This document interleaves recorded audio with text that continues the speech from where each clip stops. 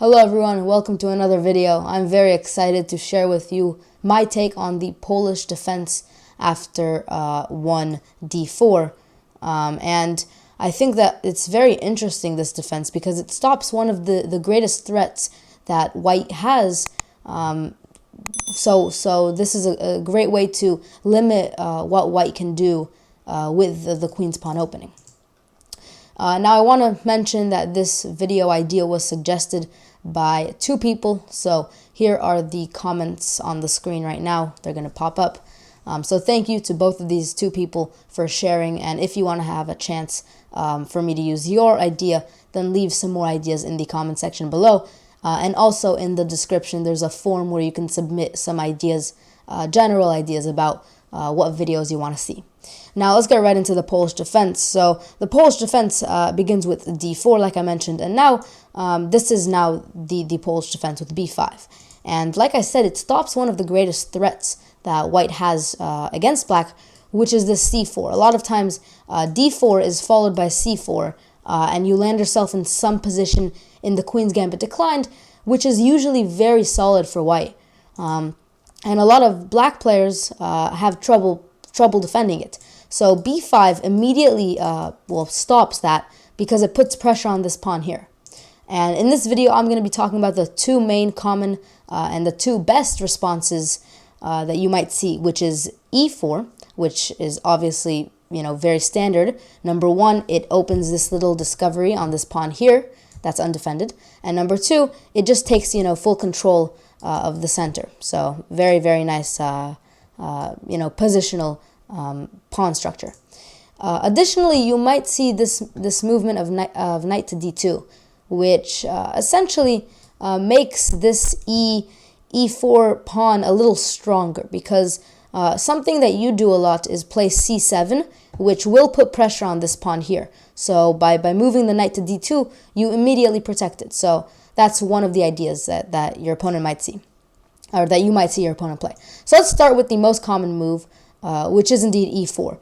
You just go ahead and develop the bishop, and like I said, now you're putting pressure here, and your opponent can either defend this pawn some way or another. This is one way. Another way is playing bishop over here, and another way is bringing out the knight. So these are some of the ways that you might see your opponent defending the pawn. And if your opponent does choose to defend the pawn, then you can defend your own pawn with a6 and kind of start this idea that can stem from many other openings, or you have this pawn chain on the corner of the board.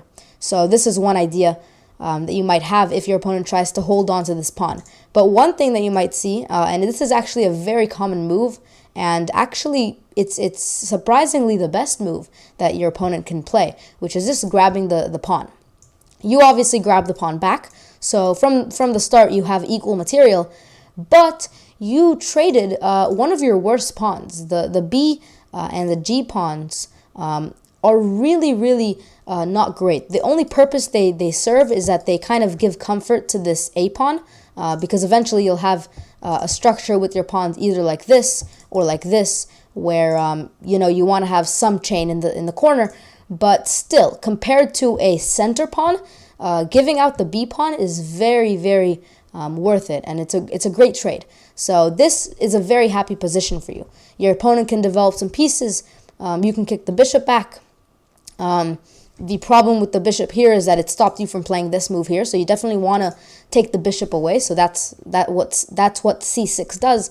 Additionally, c6 prepares d5, and one variation that you might see is e6, or one variation that you might play is e6. But you can also immediately play d5. So those are a couple of options, and that's one idea that you have. Additionally, if you immediately play this move here, then your opponent can develop a knight, and I would definitely play very passive in this opening and keep your bishop on the board, at least currently. Eventually, if your opponent plays a move like this, then you can give away your bishop, obviously if it's protected. But for now, you definitely don't want for your opponent to capture and then you capture back and have this a little, terrible pawn structure that kind of defeats the purpose of having the trade of the pawns.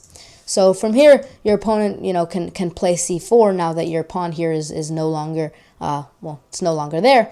And you can simply play a move like this if take, and this is a very reasonable position for you.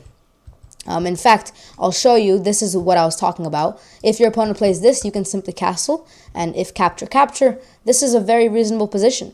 You're putting pressure on a pawn here, and your opponent can play a move like this, right? You're not actually thinking of capturing the pawn, but still, you have a lot of your minor pieces involved. This piece can get into the game, either via this move, or eventually you might want to play this move, and then take, and you can move your knight here and get your piece into the game like this. So you have some ideas in this opening to get all of your pieces involved very quickly. Let's move on to the second response that you might see from your opponent, which we definitely have to shed some light on, which is instead of playing this move here, your opponent might play this move. And like I said, the idea is that, first of all, it supports c4. So eventually maybe your opponent does want to play c4. And so this will be a little stronger. But the main purpose is that it allows e4 to come. And so after you play this move here, your opponent can indeed push this pawn here. And play this move here. So that's one of the ideas that you'll have, right? Your opponent can play this move, and like I said, this pawn is protected, so it's okay for your opponent to play this move now. Let me show you some of the things that you might want to do when it comes to this variation. One of the moves that I like is c5. And you might have seen me show this a6 for a second, and that's because this is the engine's best move, and it's fairly solid. It's, like I said, just keeps a nice chain, so this bishop doesn't do anything. But I don't like it. It's a little passive for me, and I explained how you want to play passive in this opening, but that's only if you actually end up trading your pawns. Because right now your opponent, is very aggressive, and it's putting a lot of pressure on the center. So you don't want to play passive from the get-go. But once you trade off your pawns, then you can play, relatively passive. So your opponent might play a move like this in this line, which is why I don't like it, because it's breaking open this chain, and it's not what I want. I would much prefer this c5 move, which is very, very aggressive, and it allows for a lot of ideas to happen. This can happen, this can happen. So let's go over a couple of the moves. If your opponent takes with the bishop, then you simply capture the pawn, and this is a much more common trade where you trade your c pawn for the d pawn because the pawns are connected.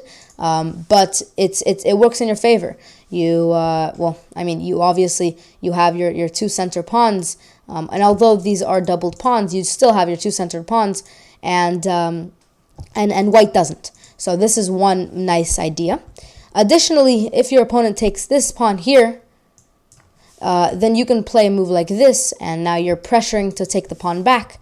And if your opponent tries to hold on to it, then you can simply develop normally and put more pressure on this pawn.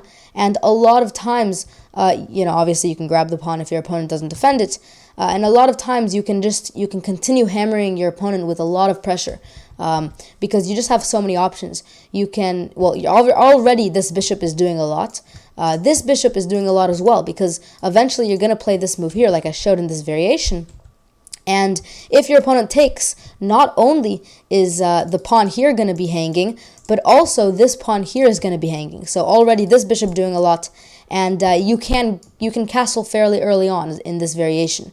So it works in your favor. You can see, I'll play a few more lines. If your opponent plays this move, then it can get very tricky with queen to f6. Where now you're threatening to take, because if take, the bishop's hanging. So it could be very dangerous. And so your opponent might take the knight, in which case you obviously take the knight back. And then your opponent's going to have to play a move like this to protect. And you can just develop more pieces and just put more pressure on the pawn here. And all of this is while you're developing pieces. You've developed already your knight, your other knight, your bishop, your queen. Once you develop this bishop, even just to here, you can castle, and your rooks will be connected. So it's a very fast-paced opening. If your opponent decides to take the line of playing this move here. This move here.